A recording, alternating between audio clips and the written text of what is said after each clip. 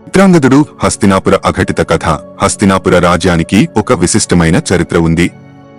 ఈ రాజ్యాన్ని పాలించిన రాజులు పరాక్రమంలో ప్రసిద్ధులు. కాని కొందరి అహంకారం వారికి ప్రమాదం తెచ్చిపెట్టింది. అటువంటి ఓ కథే చిత్రాంగదుడు.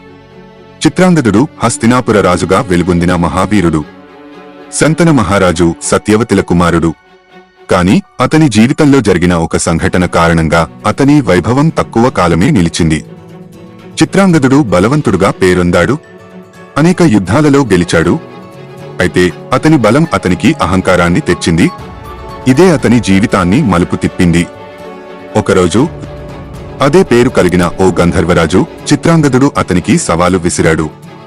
ఇద్దరి మధ్య భీకర యుద్ధం జరిగింది. గంటలు రోజులు గడుస్తున్నా అది ముగియలేదు. చివరికి గంధర్వుడి మహాశక్తికి మన చిత్రాంగదుడు ఓడిపోయాడు. హస్తినాపురం రాజును కోల్పోయింది. భీష్ముడు బాధలో మునిగిపోయాడు. చిత్రాంగదుడి మరణంతో భీష్ముడు ఇక ఆయన తమ్ముడు విచిత్రవీర్యుడిని రాజుగా ప్రకటించాడు. అయితే హస్తినాపుర రాజ్యానికి ముందు ముందు మరింత క్లిష్టమైన కాలం ఎదురుకానుంది. చిత్రాంగదుడు మహావీరుడే. కాని శత్రువులను మించిన శత్రువు అహంకారం. మనం కూడా జీవితంలో అహంకారానికి లొంగకూడదు. ఈ కథ మీకు నచ్చిందా?